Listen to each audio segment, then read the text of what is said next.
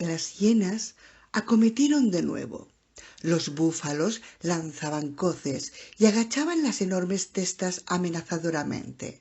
La hierba volvió a rizarse mientras las hienas envolvían al rebaño, aullando y ladrando de un modo cada vez más entrecortado.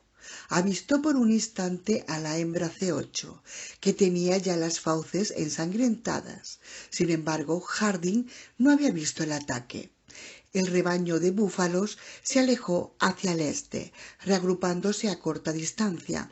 Un búfalo hembra permanecía apartado del resto, bramando sin cesar a las hienas. Debían de haber capturado a su cría.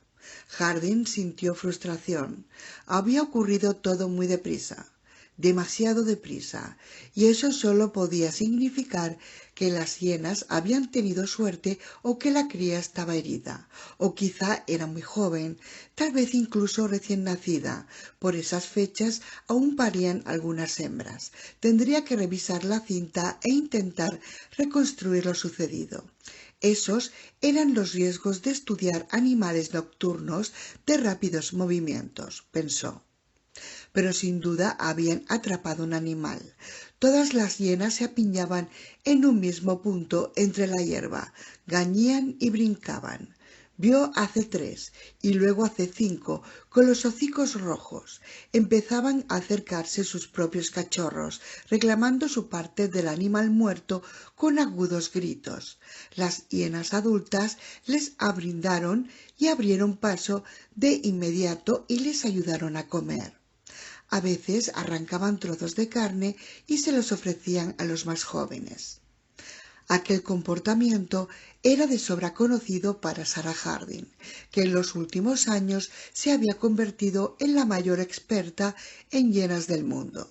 Cuando informó por primera vez sobre sus hallazgos, se encontró con la incredulidad e incluso las impertinencias de sus colegas, que cuestionaron sus observaciones en términos muy personales. Se vio agredida por ser mujer, por ser atractiva y por ofrecer una perspectiva despóticamente feminista. La universidad le recordó que aún no era profesora de número. Sus colegas rechazaron sus afirmaciones con gestos de desdén. A pesar de todo, Harding perseveró y con el paso del tiempo, conforme acumuló datos, su visión de las hienas fue aceptándose. No obstante, las hienas nunca despertarían simpatía, pensó viéndolas comer. Eran desgarbadas, tenían la cabeza grande y el cuerpo caído, el pelo desigual y jaspeado. Caminaban torpemente y emitían un sonido que recordaba demasiado una risa desagradable. En un mundo cada vez más urbano de rascacielos de hormigón, los animales salvajes, vistos desde una perspectiva irreal, eran clasificados en nobles e innobles, en héroes y villanos. Y en ese mundo dominado por los medios de comunicación, las hienas no eran suficientemente fotogénicas para suscitar admiración. Etiquetadas desde hacía mucho tiempo como los risueños villanos de las llanuras africanas, no se las habían considerado dignas de un estudio sistemático hasta que Harding inició su investigación. Sus descubrimientos presentaban a las hienas bajo una luz muy distinta. Valientes en la caza y atentas con sus crías, habían desarrollado una estructura social muy compleja, basada además en el matriarcado. En cuanto a sus famosos gañidos, representaban en realidad una elaborada forma de comunicación. De pronto oyó un rugido y a través de las gafas de visión nocturna vio acercarse al primer león, al animal muerto. Era una hembra de gran tamaño y empezó a dar vueltas alrededor de la manada. Las hienas ladraban e intentaban arañar a la leona, apartando a la vez a las crías y ocultándolas entre la hierba. En cuestión de minutos aparecieron otros leones y comenzaron a devorar la pieza cobrada por las hienas. Ahora leones, pensó, esa sí era una bestia repugnante. Pese a ser considerado el rey de todos los animales, los leones actuaban como verdadera mezquindad y... Sonó el teléfono. «McKenna», dijo Harding. El teléfono volvió a sonar. ¿Quién podría ser a esas horas? Arrugó la frente. Vio que los leones levantaban la cabeza en la oscuridad. McKenna buscó a tientas el teléfono bajo el salpicadero. Sonó otras 3 veces antes de que lo encontrara. Harding le oyó decir: «Jambo Mercy». «Sí, la doctora Harding está aquí. Le paso el auricular. Es el doctor Thor». De mala gana se quitó las gafas y cogió el teléfono. Conocía bien a Thor. Le había diseñado la mayor parte del equipo que llevaba en el jeep. «Doc, más vale que sea algo importante», advirtió. «Lo es», repuso Thor. «Te llamo por algo relacionado con Richard». «¿Qué le pasa?» Harding recibió la inquietud de Thor, pero no se imaginó la causa. Últimamente Levin se había convertido en una auténtica molestia. Telefoneaba casi a diario desde California para extraerle toda clase de información sobre el trabajo de campo de los animales. La asaetaba con preguntas sobre puestos de observación, protocolos de datos, registro de información y un sinfín de cuestiones más. «¿Te ha dicho alguna vez que se proponía estudiar?», preguntó Thor. «No», respondió Harding. «¿Por qué? ¿No te ha dado siquiera algún indicio?». «No», repitió Harding. «Es muy reservado, pero deduzco que ha localizado una población animal que podría utilizarse para demostrar algo sobre los sistemas biológicos. Ya sabes lo obsesivo que es. ¿Por qué me lo preguntas?». «Verás, es que ha desaparecido», explicó Thor. «Malcolm y yo creemos que está en apuros. Lo hemos localizado en una isla de Costa Rica y salimos en su busca ahora mismo». «¿Ahora?». «Esta noche. Dentro de unas horas tomamos el avión a San José. Ian viene conmigo y querríamos que nos acompañases». «Doc», protestó Harding, «aun cuando tomase el vuelo de Sonsonera a Nairobi, mañana a primera hora tardaría casi un día en llegar allí. Y eso con suerte. Quiero decir que...». «Tú decides», la interrumpió Thor. «Te daré los detalles y haz lo que consideres conveniente». Thor le proporcionó la información y ella la anotó en un cuaderno que llevaba colgado del cinturón. A continuación, Thor colgó.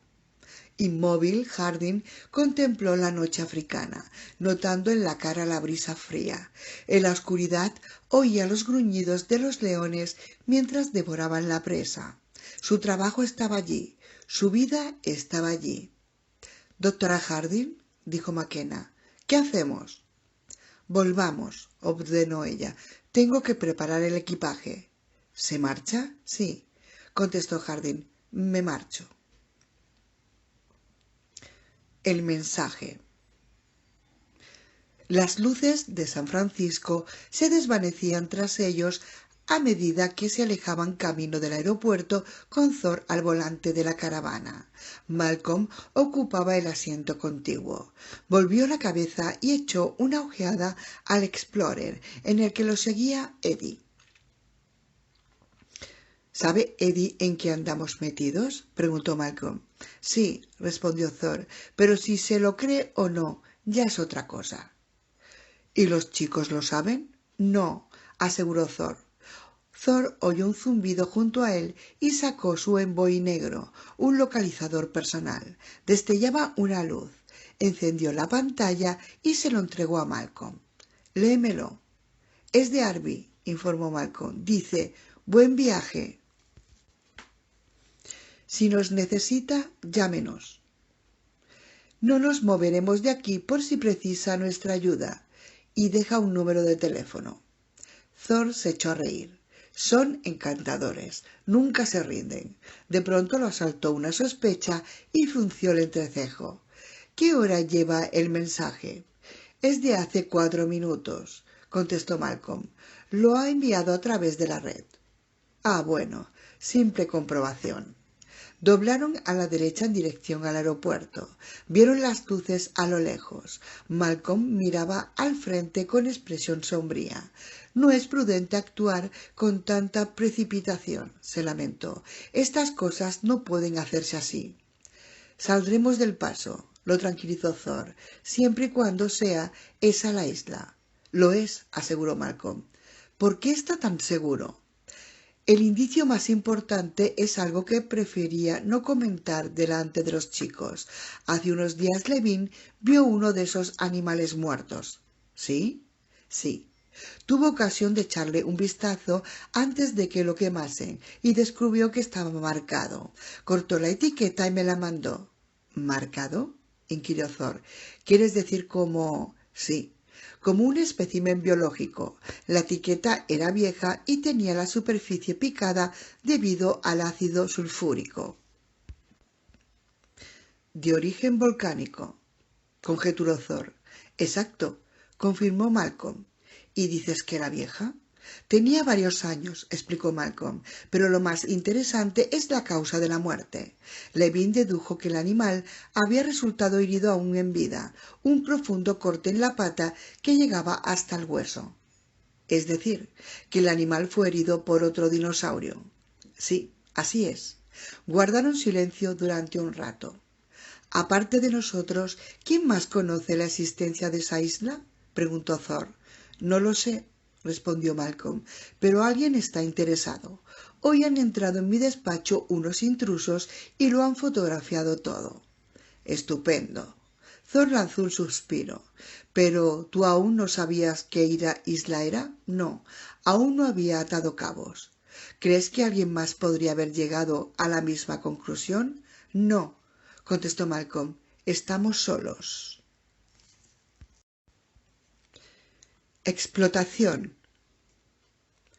Louis Dodgson abrió la puerta donde se leía sección de animales e inmediatamente todos los perros empezaron a ladrar.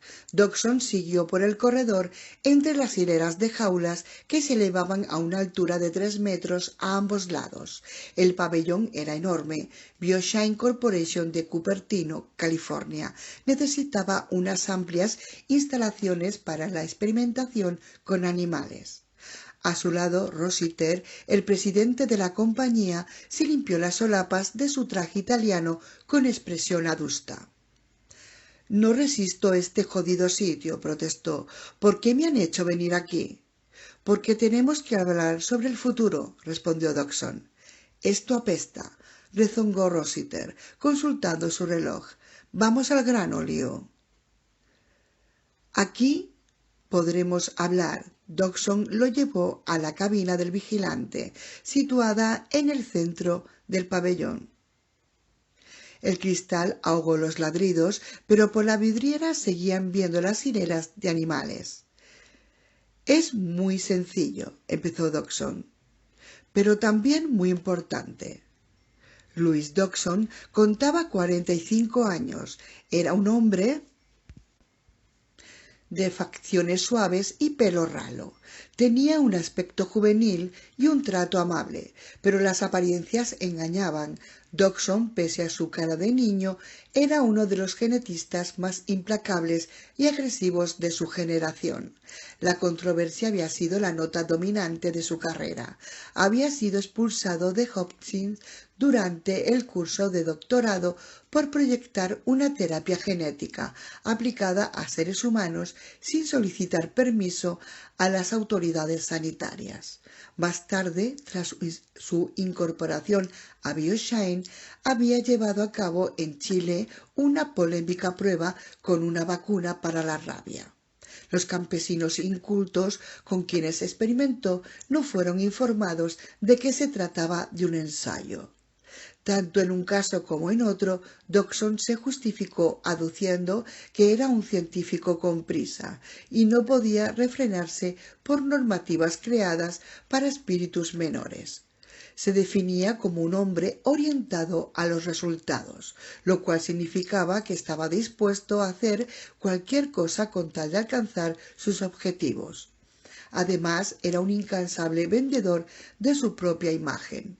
En la compañía, Dodgson se presentaba como investigador, pese a que carecía de aptitudes para realizar investigaciones originales y de hecho jamás había investigado. Poseía un intelecto esencialmente mimético, nunca concebía nada hasta que alguien lo había pensado primero.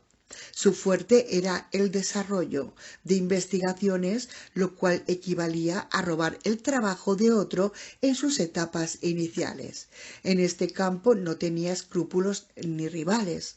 Durante muchos años había dirigido el departamento de contraingeniería de BioShine, dedicado en teoría a analizar los productos de la competencia y determinar su elaboración. En la práctica, la contraingeniería se centraba básicamente en el espionaje industrial.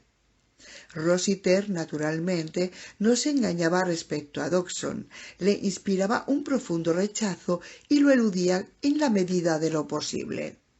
Dodgson siempre corría riesgos y buscaba atajos, le ponía nervioso, pero Rossiter no ignoraba que la moderna biotecnología era un campo muy competitivo.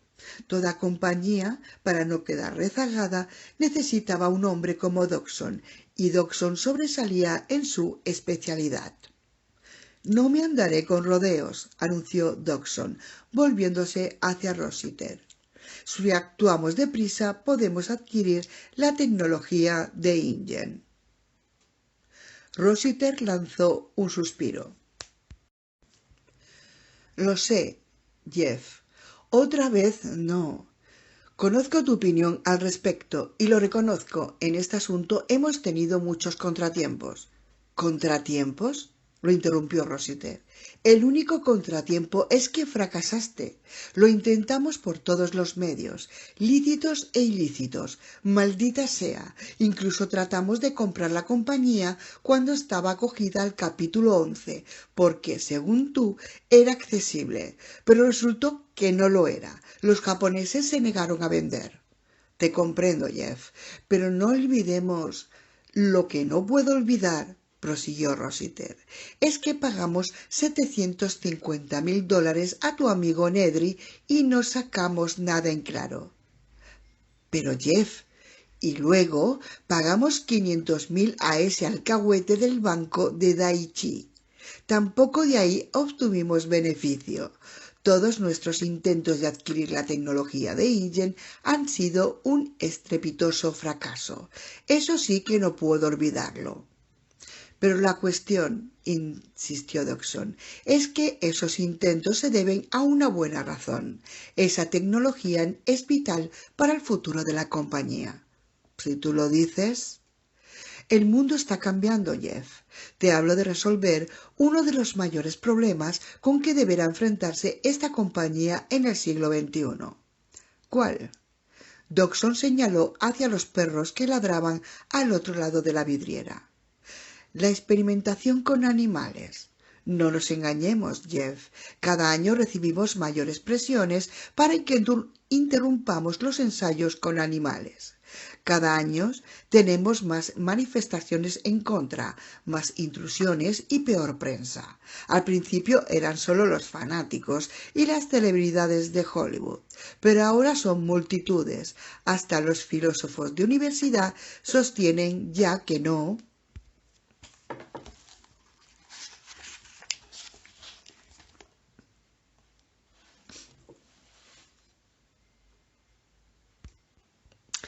Es ético someter a las atrocidades de la investigación en laboratorios a los monos, los perros e incluso las ratas. Nos han llegado quejas sobre la explotación que padecen los calamares por nuestra causa, pese a que sirven para la cena en todo el mundo. Jeff, esta tendencia no va a modificarse. Al final alguien dirá que ni siquiera podemos utilizar bacterias para elaborar productos genéticos. Vamos, no exageres. Tú espera y verás. Y nos obligarán a cerrar, a menos que dispongamos de un animal genuinamente creado. Piensa, por ejemplo, es un animal extinto que devolvemos a la vida. A efectos prácticos no sería un animal. No podría tener derechos. Ya se han extinguido. Por lo tanto, si existe es porque nosotros lo creamos, lo patentamos y es de nuestra propiedad y cumple todos los requisitos para la experimentación.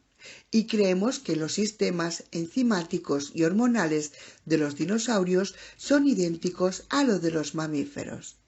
En el futuro podrían probarse los fármacos en pequeños dinosaurios tan satisfactoriamente como ahora con los perros y las ratas, y con mucho menos riesgos legales. ¿Eso crees?, dijo Rossiter, negando con la cabeza. Tengo la total seguridad. En esencia son lagartos grandes, Jeff. Y a nadie le gustan los lagartos. No son como esos perritos encantadores que te lamen la mano y conquistan tu corazón. Los lagartos no tienen personalidad, son serpientes con patas. Rossiter lanzó un suspiro. Jeff, hablamos de libertad real, pues por el momento todo lo que tiene que ver con animales vivos está sujeto a limitaciones morales y legales. Los cazadores no pueden disparar contra un león o un elefante, los mismos animales que sus padres y sus abuelos mataban para fotografiarse, después posando orgullosamente junto a la pieza. Ahora hay solicitudes, permisos, gastos y mucho sentido de culpabilidad. En este tiempo no te atreverías a cazar un tigre y después contarlo. En el mundo moderno se considera más grave matar a un tigre que a tus padres. Los tigres tienen abogados, pero ahora imagina una reserva de caza especialmente abastecida, quizá algún lugar de Asia, donde la gente rica e importante pudiese cazar tiranosaurios y triceratops con un marco natural. Sería una atracción en extremo apetecible. ¿Cuántos cazadores tienen una cabeza de reno disecada en la pared? Muchísimos. En cambio, ¿cuántos pueden alardear de tener una cabeza de tiranosaurio con las fauces abiertas colgadas sobre el mar? No hablas en serio, dijo Rossiter. Solo quiero que entiendas una cosa, Jeff. Esos animales son totalmente explotables. Podemos hacer con ellos lo que queramos. Rossiter se metió las manos en los bolsillos, suspiró y miró a Dodgson. ¿Esos animales existen todavía? Dodgson asintió lentamente. ¿Y sabes dónde están? Dodgson asintió de nuevo. Muy bien, accedió Rossiter. Adelante. Se dirigió hacia la puerta. Antes de salir detuvo y se volvió la cabeza. Pero que quede clara, Liu, nunca más. Esta es la última vez. O consigues esos animales o se acabó. ¿Entendido? No te preocupes, dijo Dodgson. Esta vez lo conseguiremos. Tercera configuración. En la fase intermedia, el rápido aumento de la complejidad dentro del sistema oculta el riesgo de caos inminente. Sin embargo, el riesgo existe. Ian Malcolm. Costa Rica. En Puerto Cortés caía un torrencial aguacero. La lluvia batía ruidosamente el tejado metálico del pequeño cobertizo situado junto al aeródromo. Completamente empapado, Thor aguardaba mientras el policía costarricense revisaba una y otra vez la documentación. Se llamaba Rodríguez y tenía poco más de 20 años. Le caía mal el uniforme y andaba con pies de plomo por miedo a cometer un error. Thor miró hacia la pista, donde la tenue luz del alba se disponía a acoplar los contenedores a los bajos de los enormes helicópteros Way. Eddie se hallaba con Malcolm bajo la lluvia y daba instrucciones a los operarios que aseguraran las abrazaderas. Rodríguez, indeciso, examinó de nuevo los papeles. Veamos, señor Thor, según esto, su lugar de destino es Isla Sorna. Exactamente. ¿Y en los contenedores solo transporta vehículos? Prosiguió Rodríguez. Sí, Así es, vehículos especiales para investigación. Sorna es una isla despoblada, advirtió Rodríguez. No hay combustible ni medios de abastecimiento, ni mucho menos carreteras. ¿Ha estado allí?, lo interrumpió Thor. Yo personalmente no. Aquí no tenemos ningún interés en esa isla. No hay más que rocas y selva, y por mar solo se puede llegar en condiciones meteorológicas óptimas. Hoy, por ejemplo, sería imposible desembarcar. Comprendo. Mi única intención, justificó Rodríguez, es asegurarme de que están preparados para las dificultades con que van a encontrarse. Creo que lo estamos. ¿Llevan combustible suficiente para los vehículos? Thor suspiró, diciendo que no tenía sentido entrar en detalles. Sí, de sobra. Y viajan solo 3 personas, el doctor Malcolm, usted y su ayudante, el señor Carr. ¿Correcto?, afirmó Thor. Y piensan quedarse menos de una semana. Así es, unos 2 días. Con un poco de suerte abandonaremos la isla mañana mismo. Rodríguez volvió a revisar los papeles, como si buscase alguna señal oculta. Bueno, ¿hay algún problema?, apremió Thor, consultando el reloj. Ninguno, señor. Sus permisos los ha firmado el director general de Reservas Biológicas. Todo está en orden. Rodríguez titubeó, pero es muy raro que les hayan concedido el permiso. ¿Por qué? Desconozco los detalles, pero hace unos años pasó algo en una de esas islas y desde entonces el Departamento de Reservas Biológicas prohíbe la entrada de turistas en todas las islas del Pacífico. Nosotros no somos turistas, precisó Thor. Lo sé, señor Thor. Rodríguez revisó los documentos una vez más. Thor aguardó. En la pista los contenedores estaban ya acoplados e izados. Muy bien, señor Thor, dijo Rodríguez por fin, sellando los papeles. Buena suerte. Gracias, respondió Thor. Se metió los papeles en un bolsillo, agachó la cabeza para protegerse de la lluvia y volvió corriendo a la pista. 5 kilómetros mar adentro, los helicópteros dejaron atrás la capa de nubes costera y salieron a la luz de la mañana. Desde la cabina del primer buey, Thor contempló la costa izquierda y derecha. Vio 5 islas, una más alejada de la tierra que otras, abruptas crestas rocosas irguiéndose en medio de un mar encrespado. Thor accionó el botón del micrófono y preguntó: ¿cuál es Isla Sorna? El piloto señaló al frente. Las llamamos 5 muertes, explicó. Isla Muerte, Isla Matanceros, Isla Pena, Isla Tacaño e Isla Sorna, que es esa grande situada más al norte. ¿Usted ha estado allí alguna vez? No, nunca, contestó el piloto, pero creo que encontraremos dónde aterrizar. ¿Cómo lo sabe?, inquirió Thor. Hace unos años se realizaron algunos vuelos hasta allí. Según he oído, vinieron unos norteamericanos y volaron unas cuantas veces a la isla. ¿Alemanes no? No, aseguró el piloto. No han venido alemanes desde, no sé, desde la Guerra Mundial. Los que vinieron eran norteamericanos. ¿Cuánto hace de eso? No sabría decirle, quizá 10 años. El helicóptero viró hacia el norte y sobrevoló la isla más cercana. Thor observó el terreno volcánico e irregular, poblado por una tupida selva. No se advertían signos de vida ni de presencia humana. Los lugareños no sienten ningún aprecio por estas islas, comentó el piloto. Según dicen, nunca traen nada bueno, sonrió. ¿Qué sabrán ellos? Son indios supersticiosos. De nuevo sobrevolaban el mar. Isla Sorna se encontraba justo delante de ellos. Se veía claramente que era un antiguo cráter volcánico, un cono erosionado, desnudas paredes de roca gris rojiza. ¿A dónde arriban los barcos?, preguntó Thor. El piloto señaló un punto donde el mar hervía y embestía el acantilado. En el flanco de la isla hay muchas cuevas formadas por las olas. Algunos lugareños la llaman Isla Gemido, por el ruido que producen las olas al penetrar en las cavidades. Algunas de esas cuevas llegan al interior de la isla y un barco puede navegar por ellas en determinadas circunstancias, no con este tiempo claro. Thor pensó en Sarah Harding. Si se decidía a acompañarlos, llegaría esa tarde.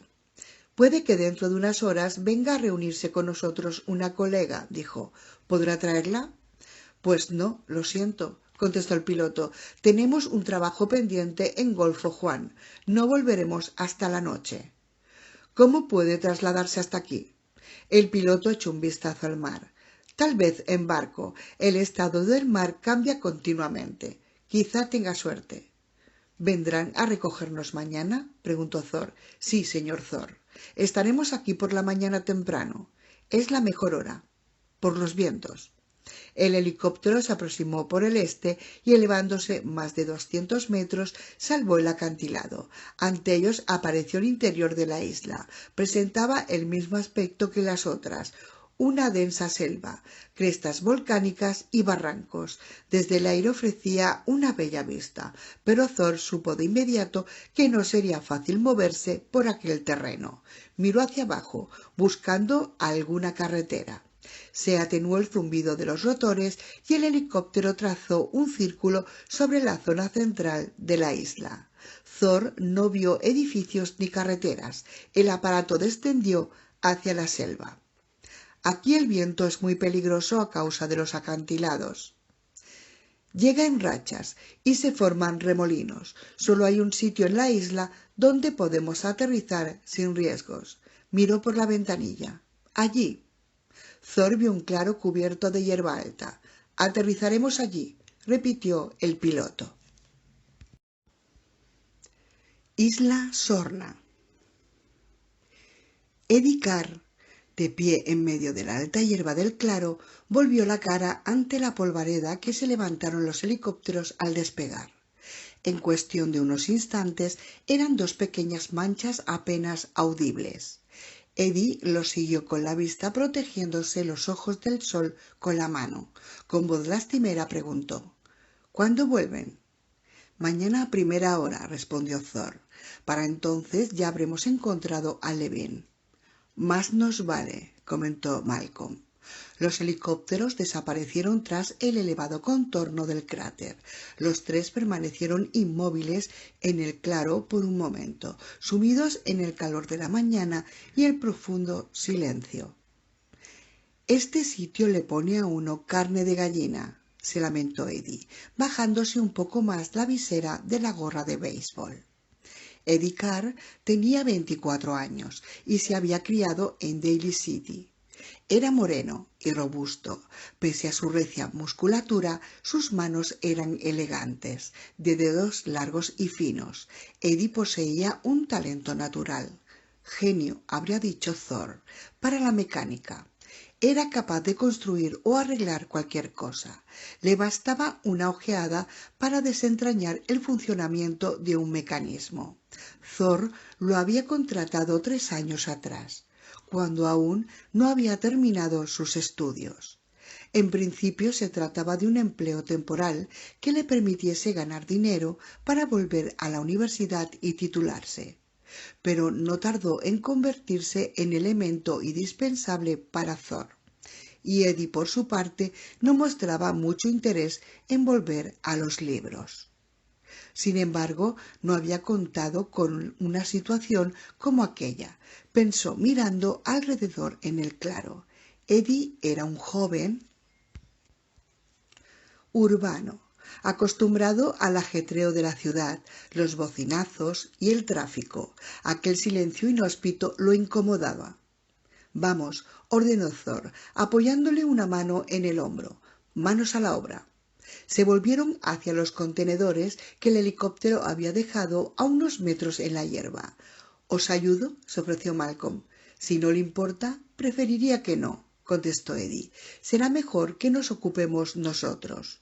Les llevó media hora desatornillar los paneles posteriores, bajarlos y entrar en los contenedores. Después solo tardaron unos minutos en desenganchar los vehículos. Eddie se sentó al volante del Explorer y puso el motor en marcha. Solo se oyó un suave susurro al encenderse la bomba de vacío. —¿Cómo está de carga? —preguntó Thor. —Al máximo —informó Eddie—. ¿Y las baterías están a punto?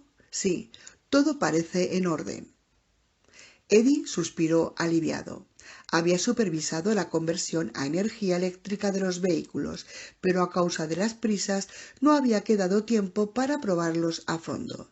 Si bien los automóviles eléctricos empleaban una tecnología menos compleja que los motores de combustión interna, ese estridente vestigio del siglo XIX, Eddie era consciente de los riesgos que entrañaban poner directamente sobre el terreno equipo no probado, sobre todo cuando el equipo incluía la tecnología más avanzada. Esa circunstancia inquietaba a Eddie más de lo que admitía. Como la mayoría de los mecánicos natos, su actitud era en extremo conservadora. Su único deseo era que las máquinas funcionasen, fuese como fuese, y para él eso equivalía a utilizar tecnología sólida y probada. Por desgracia, en aquel caso su opinión no se había tenido en cuenta. Dos aspectos preocupaban de manera especial a Eddie. En primer lugar, los modernos paneles fotovoltaicos montados en el techo y el capó de los vehículos, con sus microplaquetas octogonales de silicona. Esta clase de paneles era muy eficaz y mucho menos frágil que los antiguos. Eddie los había provisto de unas unidades de amortiguación de vibraciones diseñadas por él mismo. En cualquier caso, si los paneles resultaban dañados, sería imposible alimentar los motores y usar el equipo electrónico. Todos los sistemas dejarían de funcionar. Su otra preocupación eran las propias baterías. Thor había elegido las nuevas baterías de ion litio lanzadas al mercado por Nissan, que ofrecían un excelente rendimiento considerando su peso, pero se encontraban aún en fase de experimentación, lo cual para Eddie significaba en términos eufemísticos que no merecían confianza. Eddie había propuesto encarecidamente la inclusión de sistemas auxiliares, de un pequeño generador de gasolina por precaución y muchas más cosas, pero todas sus sugerencias habían sido rechazadas. Ateniéndose a las circunstancias, Eddie había optado por la única solución sensata: incorporar algunos complementos por su cuenta propia. Estaba casi seguro de que Thor lo había notado, pero Thor nunca le decía nada, y Eddie no había sacado el tema a relucir. En esos momentos, viéndose en aquella isla perdida, no se arrepentía de haberlo hecho, porque la realidad era que uno nunca sabía qué podía ocurrir. Eddie, bajo la mirada atenta de Thor, dio marcha atrás y salió del contenedor. Dejó el Explorer en medio del claro, donde los paneles quedaban expuestos al sol para asegurarse del suministro de energía. Thor se puso al volante de la primera caravana y retrocedió. Resultaba extraño conducir un vehículo tan silencioso. El ruido más audible era el roce de los neumáticos contra el suelo metálico del contenedor, y una vez en la hierba apenas producía sonido alguno. Thor bajó de la cabina y unió las dos caravanas mediante el fuelle de acero flexible. Por último, Thor entró a buscar la motocicleta, que también era eléctrica. La empujó hasta la parte trasera del Explorer, la colgó de los soportes correspondientes y la conectó al sistema que alimentaba el vehículo para recargar la batería. A continuación, dio un paso atrás. —¿Listos? —anunció. Desde el claro tórrido y callado, Eddie observó el elevado borde circular del cráter, que se alzaba a lo lejos sobre la densa selva. La roca desnuda rielaba al sol de la mañana y las paredes presentaban un aspecto severo e imponente. Se sintió atrapado, desolado. —¿Por qué se le ocurriría a alguien venir aquí? —comentó. Malcolm, apoyado en el bastón, sonrió. Para escapar de todo, Eddie, explicó. ¿Tú no deseas a veces escapar de todo? No si puedo evitarlo, respondió Eddie. A mí me gusta tener siempre cerca un Pizza Hut. ¿Entiende lo que quiero decir? Pues aquí no hay ninguno en muchos kilómetros a la redonda. Thor regresó al panel trasero de la caravana y sacó un par de potentes rifles. Cada uno de ellos llevaba acopladas bajo el cañón dos pequeñas bombonas de aluminio. Le entregó un rifle a Eddie y mostró el otro a Malcolm. ¿Habías visto alguno de estos?, preguntó. He leído algo sobre ellos, dijo Malcolm. Son suecos, ¿no? Exacto. El rifle Lindstrad de aire comprimido es el rifle más caro del mundo, robusto, sencillo, certero y fiable.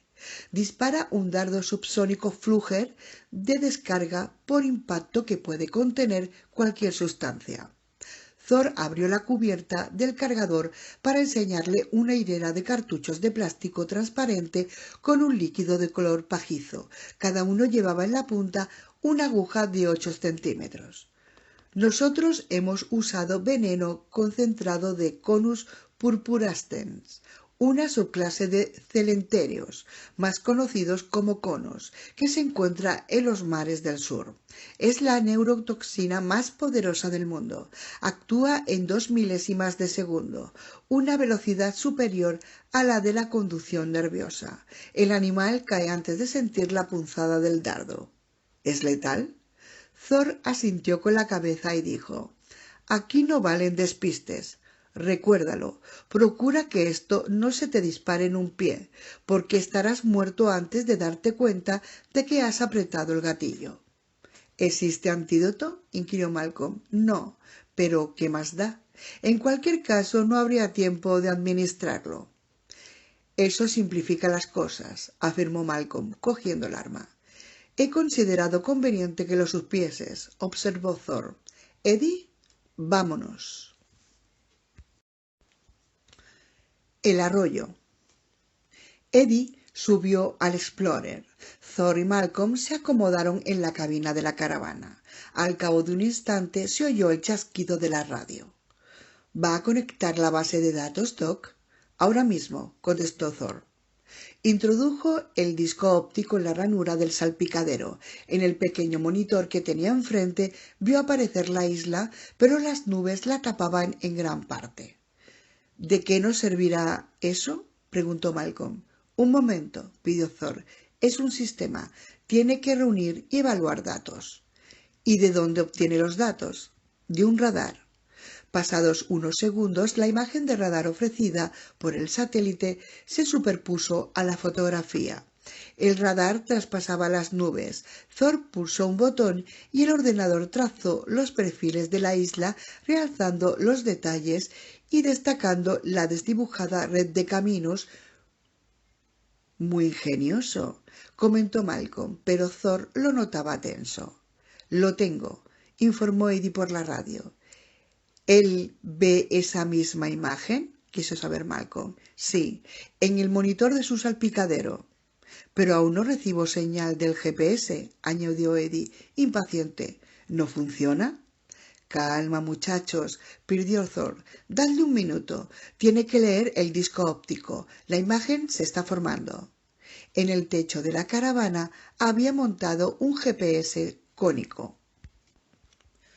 Mediante las señales de radio que recibía de los satélites de navegación en órbita, el GPS determinaba la posición geográfica de los vehículos con una precisión de metros. Al cabo de un momento, una X roja empezó a destellar en el mapa de la isla. Muy bien, dijo Eddie por la radio. Ya lo tengo. Parece que sale un camino de la parte norte del claro. ¿Vamos por ahí? Yo diría que sí, decidió Thor. Según el mapa, el camino serpenteaba durante unos kilómetros por el interior de la isla hasta el lugar donde confluían todos los caminos. Daba la impresión de que en aquel punto se alzaban unos edificios, pero era imposible saberlo con certeza. De acuerdo, Doc. Allá vamos. Eddie los adelantó y encabezó la marcha. Thor pisó el acelerador y la caravana avanzó con un leve susurro tras el Explorer.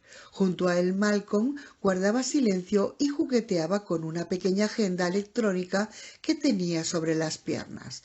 No miró por la ventanilla ni una sola vez. En unos instantes salieron del claro y se adentraron en la espesa selva. Las luces del salpicadero parpadearon. El vehículo había pasado a alimentarse de las baterías. A través de los árboles no llegaba el sol suficiente para impulsar la caravana. Siguieron adelante. —¿Cómo van las cosas, Doc? —preguntó Eddie. —¿Retiene la carga? —Todo funciona perfectamente, Eddie. —Parece nervioso —observó Malcolm. —Está preocupado por el equipo —explicó Thor. —¿Qué demonios? —exclamó Eddie—. Estoy preocupado por mí. Pese al pésimo estado del camino y la crecida vegetación, los vehículos avanzaban sin problemas. Al cabo de unos 10 minutos llegaron a un arroyo de orillas lodosas. El Explorer empezó a cruzarlo, pero de pronto se detuvo. Eddie se apeó y retrocedió saltando sobre las rocas que asomaban por encima del agua. —¿Qué pasa? —inquirió Thor. —He visto algo, Doc. Thor y Malcolm bajaron de la caravana y se quedaron inmóviles en la orilla del arroyo. Oyeron unos gritos lejanos semejantes a los reclamos de un ave. Malcolm levantó la vista con expresión ceñuda. —¿Pájaros? —aventuró Thor. Malcolm movió la cabeza en un gesto de negación. Eddie se agachó y recogió un fragmento de tela del barro. Era un material verde oscuro ribeteado de piel. —Esto es de una de nuestras mochilas —advirtió. —¿La que preparamos para Levin? —Sí, Doc. —¿Colocaste un sensor en la mochila? —preguntó Thor. Por lo general cosían sensores de posición en el forro de las mochilas. —Sí. —A ver —reclamó Malcolm. Cogió el jirón de tela y lo examinó a la luz. Pensativamente recorrió con un dedo el borde del rasgado. Thor desprendió un pequeño receptor que llevaba sujeto al cinturón. Era como un localizador personal, pero algo mayor. Observó el monitor de cristal líquido y dijo: —No recibo señal. Eddie inspeccionó la orilla y volvió a agacharse. —Aquí hay otro trozo de tela. Y otro.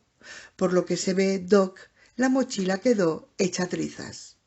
En el aire flotó otro grito de ave, remoto, sobrenatural. Malcolm miró a lo lejos, tratando de localizar su procedencia, y de pronto oyó decir a Eddie: —Vaya, tenemos compañía. Agrupados junto a la caravana había 6 o 7 animales de un llamativo color verde semejante a lagartos. Eran del tamaño de un pollo y chirriaban animadamente. Se erguían sobre las patas posteriores, ayudándose a mantener el equilibrio con la cola. Al caminar balanceaban la cabeza arriba y abajo, exactamente igual que los pollos, y su característico chirrido recortaba el regorgojeo de un pájaro. Así y todo, parecían lagartos de cola larga. Contemplaban a los 3 hombres con cara burlona y alerta, ladeando la cabeza. —¿Qué es esto? —comentó Eddie— ¿una asamblea de salamandras? Los lagartos verdes se irguieron más aún y observaron atentos. Salieron varios más de debajo de la caravana y de entre el follaje. Pronto se agregó allí alrededor de una docena, vigilando y chirriando. —Compis —informó Malcolm—, su verdadero nombre es Procompsognathus triassicus. —¿Quiere decir que son? —Sí, dinosaurios. Eddie, arrugando la frente, los miró con asombro. No sabía que los hubiese tan pequeños. La mayoría de los dinosaurios eran pequeños, explicó Malcolm. La gente cree que eran enormes, pero el tamaño medio de un dinosaurio se aproxima al de una oveja o un potro. Parecen pollos, dijo Eddie. Sí, guardan una gran semejanza con las aves. ¿Son peligrosos? Inquirió Thor. En realidad no, contestó Malcolm. Son pequeños carroñeros como los chacales. Se alimentan de animales muertos. En todo caso, yo no me acercaría demasiado. Su mordedura es ligeramente venenosa. No pienso acercarme, aseguró Eddie. Me dan grima. Da la impresión de que no los asustamos. Malcolm también había reparado en ese detalle. Supongo que no han visto antes seres humanos. Estos animales no tienen ninguna razón para temer al hombre. Bueno, pues démosle una razón, dijo Eddie, inclinándose para coger una piedra. No, advirtió Malcolm, la idea es... Pero Eddie ya había lanzado la piedra.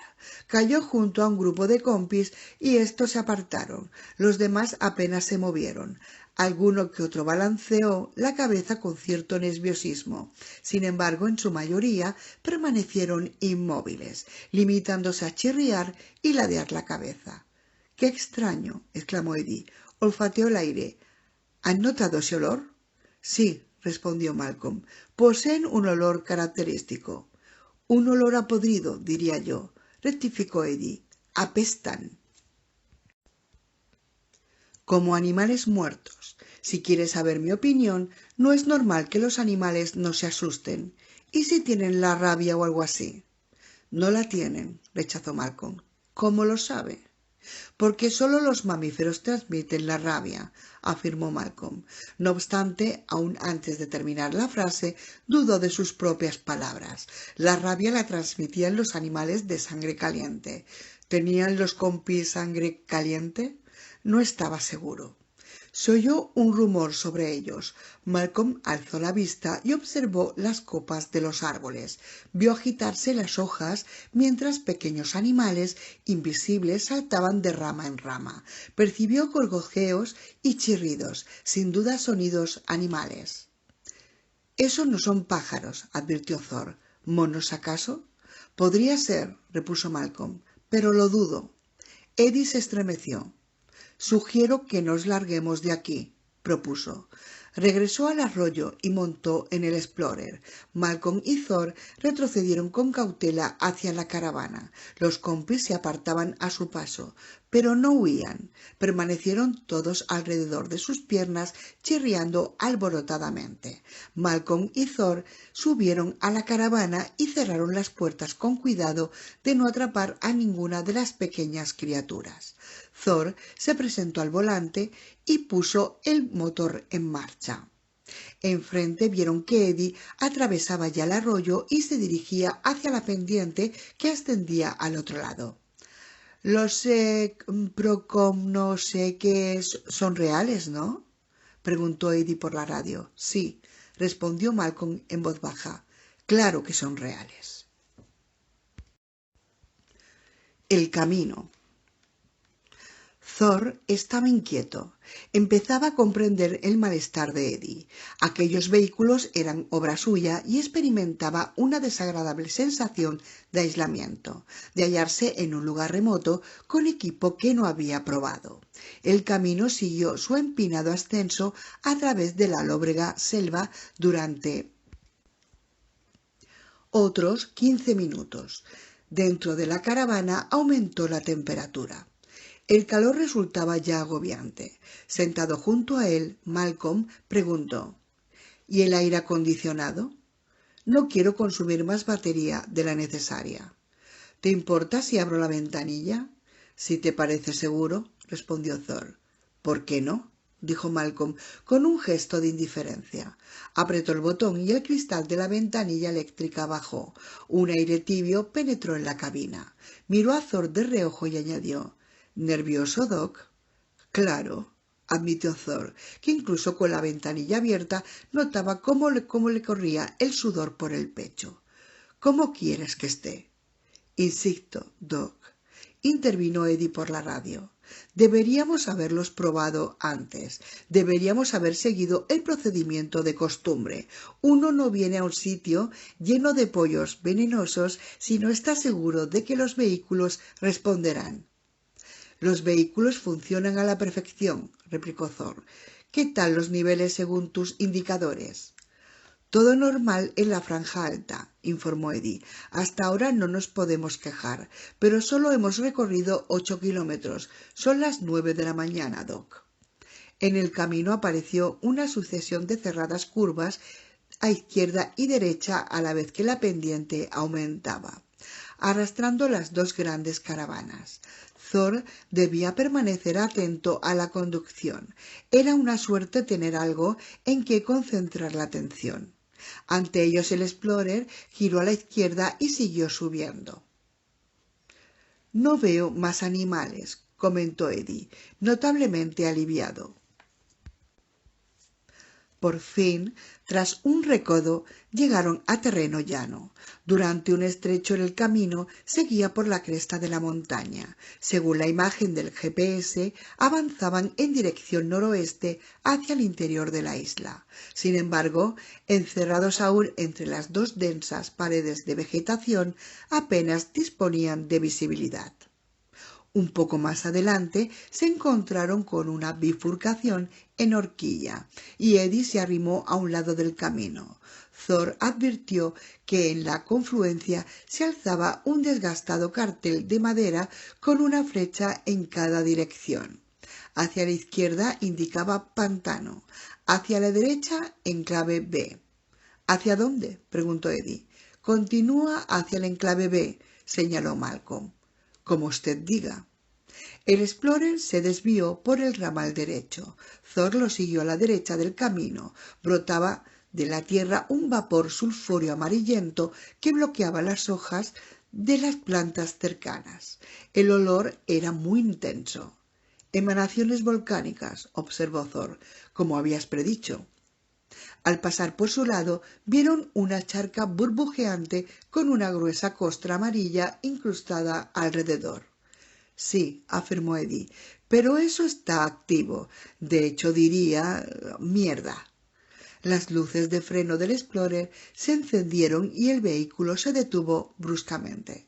Para esquivarlo, Thor tuvo que dar un golpe de volante y los helechos arañaron el costado de la caravana. Se detuvo junto al Explorer y lanzó a Eddie una mirada de furia. «Por amor de Dios, Eddie, podrías...» Pero Eddie no lo escuchaba. Tenía la vista fija al frente y la boca abierta. Thor volvió la cabeza. Delante, en una curva, los árboles que flanqueaban el camino habían sido derribados, dejando una abertura en el follaje. A través de aquel hueco se divisaba toda la parte oeste de la isla. Sin embargo, Thor apenas reparó en la vista panorámica, porque toda su atención se centró en un enorme animal, del tamaño de un hipopótamo que cruzaba el camino. Pero obviamente no se trataba de un hipopótamo. Era un animal de color marrón claro con la piel cubierta de escamas planas. Alrededor de la cabeza tenía una cresta ósea semicircular y de la base de dicha cresta nacían dos cuernos de punta roma. De la nariz le salía un tercer cuerno. Por la radio oyeron la respiración entrecortada de Eddie. «¿Saben qué es eso?» «Un triceratops», contestó Malcolm, «y un ejemplar joven, a juzgar por su aspecto». «Debe de serlo», comentó Eddie. Ante ellos atravesó el camino un animal mucho mayor. Como mínimo doblaba un tamaño al anterior y poseía unos cuernos largos, curvos y afilados. «Porque ahí está la mamá». A continuación apareció un tercer triceratops y luego un cuarto. Era toda una manada y uno por uno cruzaron parsimoniosamente el camino sin fijarse siquiera en los vehículos. Penetraron por la abertura del follaje y descendieron por la ladera perdiéndose de vista. Solo entonces vieron el paisaje que se desplegaba ante ellos, una extensa llanura pantanosa surcada por un ancho río. En ambas márgenes del río pacían animales. Al sur había unos 20 dinosaurios de color verde oscuro y tamaño medio que asomaban intermitentemente sus enormes cabezas por encima de la hierba. A corta distancia de este grupo, Thor vio 8 dinosaurios de pico de pato con grandes crestas de forma tubular. Bebían y levantaban la cabeza, graznando lastimeramente. Justo enfrente, advirtió la presencia de un estegosaurio solitario con su lomo curvo y sus hileras de placas verticales. La manada de triceratops pasó lentamente ante el estegosaurio, que permaneció indiferente, y al oeste, elevándose sobre una arboleda, avistaron los cuellos largos y elegantes de una docena de apatosaurios, cuyos cuerpos se hallaban ocultos entre la vegetación que comían perezosamente. Era una escena apacible, pero aún así una escena de otro mundo. «Doc», dijo Eddie, «¿dónde estamos?» Enclave B. Sentados en los vehículos, contemplaron la llanura y los pausados movimientos de los dinosaurios a través de la profunda hierba. Oyeron el suave reclamo de los picos de pato. Las distintas manadas se desplazaban tranquilamente junto al río. Así pues, ¿cómo debemos interpretar esto?, preguntó Eddie. ¿La evolución pasó de largo por aquí? ¿Es uno de esos sitios donde se ha detenido el tiempo? Ni mucho menos, respondió Malcolm. Existe una explicación racional para lo que estamos viendo, y vamos a... Un agudo zumbido intermitente sonó de pronto en el salpicadero. En el mapa del GPS se superpuso una retícula azul y en ella empezó a destellar una marca triangular donde se leía Levin. «Es él», exclamó Eddie. «Hemos dado con ese hijo de puta». «¿Lo captas?», dijo Thor. «Es muy débil. No hay problema. La señal llega con potencia suficiente para transmitir el rótulo de identificación. Es Levin, sin duda. Por lo visto proviene de ese valle». Puso en marcha el Explorer y prosiguió traqueteando por el camino. «Vamos allá. Quiero salir de aquí cuanto antes, maldita sea». Accionando un interruptor, Thor encendió el motor eléctrico de la caravana, escuchando el apagado tableteo de la bomba de vacío y el leve gemido de la transmisión automática. Puso la caravana en movimiento y siguió al Explorer. La impenetrable selva volvió a envolverlos, cerrada y sofocante. Las copas de los árboles impedían casi por completo el paso del sol. Conforme avanzaban, el zumbido se hizo irregular. Thor miró el monitor y vio que el triángulo de luz se desvanecía por momentos. «¿Lo perdemos, Eddie?», advirtió Thor. «Da igual», contestó Eddie. «Ahora lo tenemos localizado y podemos ir derechos hacia él. En realidad, debe de estar más adelante en este mismo camino, pasado ese punto de guardia o lo que sea». Thor miró al frente por encima del Explorer y vio una estructura de hormigón y una barrera de acero inclinada. Ciertamente parecía un puesto de guardia. Se hallaba en un estado ruinoso y cubierto de enredaderas. Siguieron sin detenerse y entraron en una carretera asfaltada. Se notaba claramente que en otro tiempo se habían talado unos 5 metros de selva a cada lado. No tardaron en llegar a un segundo puesto de guardia y un segundo control. Durante otros 100 metros la carretera seguía trazando una gradual curva sobre la cresta de la montaña.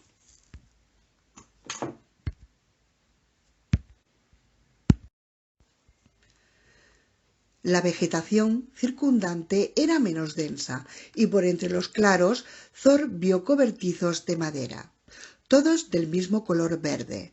Parecían destinados a albergar material. Tenía la sensación de estar entrando en un amplio complejo. De pronto, tras un recodo, el complejo entero se mostró ante ellos. Se hallaban más abajo, a medio kilómetro de distancia. «¿Qué demonios es eso?», preguntó Eddie. Thor miró ante sí asombrado. En el centro del claro vio el tejado plano de un enorme edificio. Abarcaba una superficie de varias hectáreas, equivalente poco más o menos a 2 campos de fútbol. Más allá del inmenso edificio había una sólida construcción de tejado metálico con el aspecto funcional de una central eléctrica. Pero si realmente lo era, por sus dimensiones habría podido abastecer a todo un pueblo. En el extremo más alejado del edificio principal, Thor divisó muelles de cargas y descarga y una zona de maniobra para camiones. A la derecha, parcialmente oculta por la vegetación, se extendía una serie de pequeñas estructuras que parecían cabañas, aunque a aquella distancia era difícil precisarlo. El complejo presentaba el aspecto utilitario de un polígono industrial o una planta de producción. Arrugó la frente, buscando una explicación a lo que veía. ¿Sabes qué es esto?, preguntó. Sí, contestó Malcolm, asintiendo lentamente con la cabeza. Lo que empezaba a sospechar que encontraríamos. ¿Sí? Es una planta manufacturera, explicó Malcolm, una especie de fábrica.